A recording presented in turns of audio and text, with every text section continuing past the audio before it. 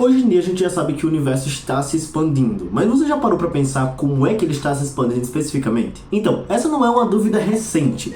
Inclusive, a partir do momento que se soube que o universo estava se expandindo, essa dúvida já começou a surgir no meio científico. No início do século XX, Edwin Hubble, que é um dos astrônomos mais importantes da história, sendo comparado à sua importância até com Nicolau Copérnico, estava estudando estrelas cefeidas, que são estrelas que variam de tamanho, e começou a descobrir galáxias por conta das distâncias que essas estrelas estavam da gente.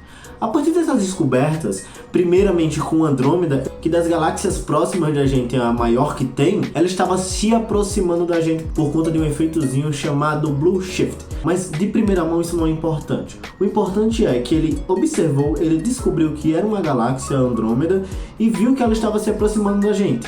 Só que tinha uma coisa um pouco estranha, porque quando ele analisou as outras galáxias que estavam ao nosso redor, tinha um probleminha. Elas não estavam se aproximando da gente. Na verdade, a grande maioria das galáxias estavam se afastando. Hoje se tem uma noção que a Andrômeda está se aproximando da gente por conta dos efeitos gravitacionais da nossa galáxia em conjunto com a dela. Mas essas galáxias que estão distantes o suficiente para não ter esse efeito gravitacional com a gente estão se distanciando. O que, parando para pensar, é muito confuso de imaginar o porquê que tem tantas galáxias indo para longe da gente. Aí pode pensar por que a gente é tão odiado assim no universo. Não é que a gente seja odiado, mas na verdade é porque naquela época começou-se a perceber-se que o próprio universo estava se expandindo.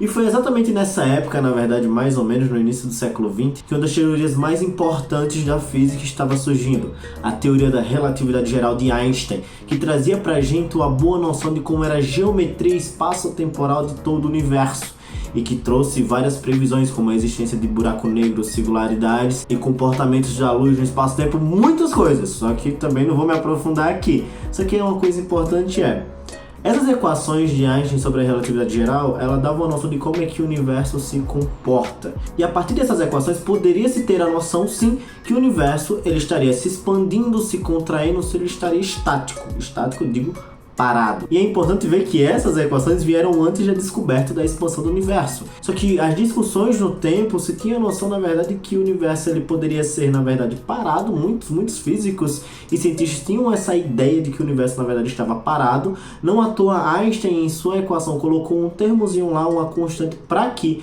o universo estivesse parado, por conta que, pela lógica, como o universo é repleto de corpos com atração gravitacional, a ideia era que ele poderia estar se contraindo, mas querendo ou não, físicos e cientistas, por mais que eles busquem descobrir a verdade, entre aspas, uma aproximação da realidade, eles vão ter vieses, ideias que eles querem meio que provar que estão certas. Mas quando eles veem que estão erradas, claro que o correto é você quebrar e falar, eu estou errado. Mas a ideia de Einstein, a princípio, era que o universo estivesse estático, por isso que ele colocou esse termozinho lá. Só que depois foi observado que não, ele não estava estático, ele não estava parado, e ele estava, na verdade, se expandindo.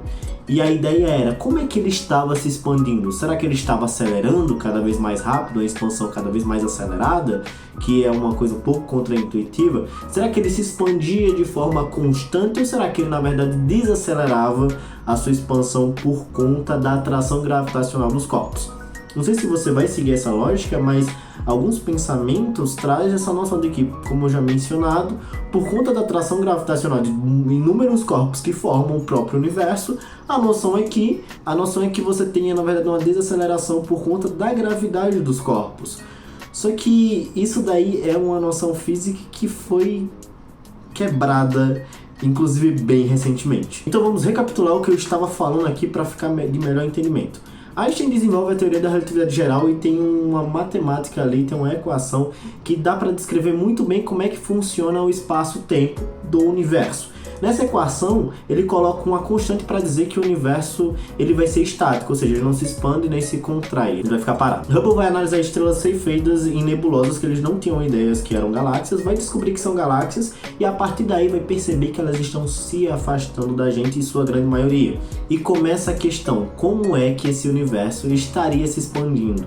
Inclusive pontuar também que essa constante que o Einstein colocou na equação, ela vai e volta várias vezes, mas ele tira dela e ele meio que vai falar que foi o maior erro da vida dele, histórias contam isso. Também eu não sei se ele vai falar quando ele coloca ou quando ele tira essa constante. Mas ele vai ter essas citações por conta desse termo que é colocado, retirado das equações. Tendo isso em vista, a gente precisa entender como é que funciona as medições de distância no universo para poder entender o que foi descoberto recentemente, inclusive que rendeu um Nobel pra gente sobre a expansão do universo. Então, Hubble, para medir as distâncias, na verdade, ele estava utilizando uma técnica a partir da variação do tamanho de uma estrela Cefeida. Cefeida sendo essa estrela que se expande e se contrai com um período bem específico, e existem cálculos que vão atrelar essa expansão, essa diminuição com o brilho dela e, consequentemente, com a distância. Existem outras maneiras de você calcular as distâncias, seja por paralaxe, quando a Terra gira em torno do Sol e você tem dois pontos diferentes para medir a distância de uma estrela, só que essa medição serve mais para perto da gente aqui.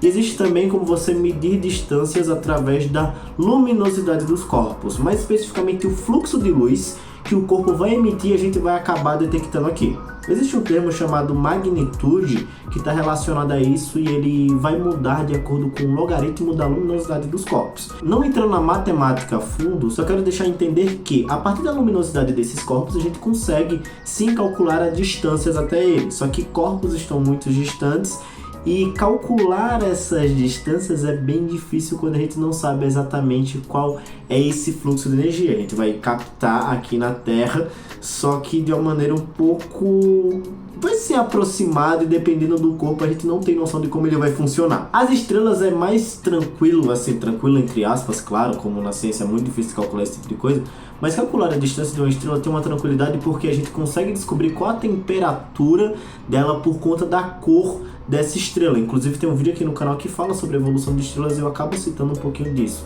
A cor que a estrela emite, que a gente observa da estrela, está relacionada à sua temperatura. Com isso, a gente sabendo o raio da estrela, a gente meio que consegue fazer estimativas para descobrir qual a distância do tipo de estrelas, etc. Só que também estrelas são corpos que não são tão grandes e a gente precisa medir distâncias muito grandes, e que o universo as coisas já são bem grandes, mas bem maiores para poder fazer uma medição como medição relacionada à expansão do universo. Então a partir daí a gente vai trabalhar com luminosidade, só que a gente vai ter que trabalhar com algo que é muito luminoso no universo, muito luminoso. E uma coisa que é muito luminosa, acredito que vocês saibam, é uma explosão. E uma explosão bem específica, para falar a verdade. Aqui eu vou citar aqui as análises feitas para essas descobertas recentes, são a partir de supernovas tipo 1A. E sim, existem diferentes tipos de supernova. Eu vou explicar o porquê que a tipo 1A é tão importante para esse cálculo. Para isso a gente precisa saber como é que uma estrela vai morrer a partir de uma supernova tipo A. Vocês já acredito que já escutaram que estrelas explodem em supernovas, etc. Mas obviamente a depender da estrela e a depender de como ela vai morrer, a supernova vai ter brilhos e estruturas um pouco diferentes. Mas existe a tipo 1A, que ela é uma das coisas mais brilhantes que já se observaram no universo. E não, ela não vem necessariamente de uma estrela que está ativa. Na verdade, ela vem de um cadáver de estrela. E eu vou explicar de uma outra forma. Estrelas que têm uma massa um pouco maior do que o Sol, quando ela acaba morrendo, ou ela se transforma numa estrela de nêutrons, ou ela acaba se transformando, ou ela já tem uma supernova e acaba se transformando num buraco negro. Mas uma estrela como o Sol, ela não vai explodir numa supernova. Ela vai chegar no momento de que a força gravitacional não vai ser forte o suficiente para segurar a pressão interna dela. E, em resumo, ela vai evaporar, deixando em seu interior uma anã branca que é formada normalmente por carbono, oxigênio. Vai estar atrelado a um elemento bem específico, mais comum de acontecer, para se transformar numa anã branca. E ela vai ser branca porque ela está muito quente o suficiente para emitir a luz branca. Então é uma estrela bem compactazinha, bem tranquila ali no espaço, que não vai mais gerar energia porque não tem gravidade suficiente para fazer aquela fusão de átomos e a partir disso você ter energia sendo gerada, mas vai ser uma estrela que vai estar ali tranquilamente. Mas se você dá massa para essa estrela, ela pode chegar a um valor que se chama limite de Chandrasekhar. Limite esse que é 1.4 vezes a massa do Sol. Se você tem essa massa dessa estrela em 1.4 vezes a massa do Sol, a gravidade fica tão intensa que ela colapsa. E nesse colapso, aí sim ela explode numa supernova, que ela é tão brilhante que ela pode, basicamente, quando você está analisando uma supernova do lado de uma galáxia, o brilho dela é tão forte que você consegue equiparar com o brilho da galáxia. Assim, as coisas no universo são um pouco assustadoras. E como esse tipo de explosão ela vai estar atrelada a jeitos específicos de uma estrela, ou seja, você tem uma estrela que vai ter basicamente as mesmas propriedades.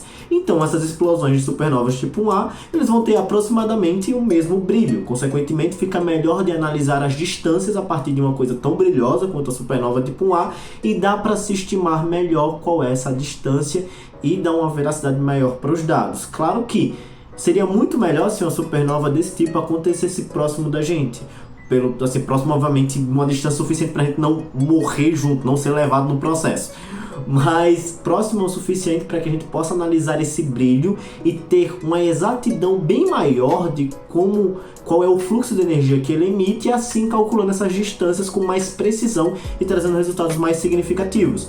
Só que com o tipo de explosão e mesmo com grande distância já foi necessário para captar vários milhares de dados e a partir daí chegar numa das conclusões mais contraditórias que a gente poderia ter hoje em dia na ciência. Então foi-se analisado por um grupo de pesquisadores essas milhares de explosões de supernovas em vários dados, para tentar entender como é que o universo estava se expandindo e entender como é que funciona essa expansão. Para quem não tem noção, tem uma coisa chamada parâmetro de Hubble, que ele basicamente fala como é que o universo se expande, que é uma unidade não necessariamente de velocidade, mas é como se a expansão dele ocorresse a partir da distância que você está observando. Ou seja, se você observa, tem aquele exemplo do balão, que quando ele cresce, você está num ponto, as coisas se distanciam cada vez mais, a cada vez mais longe que está.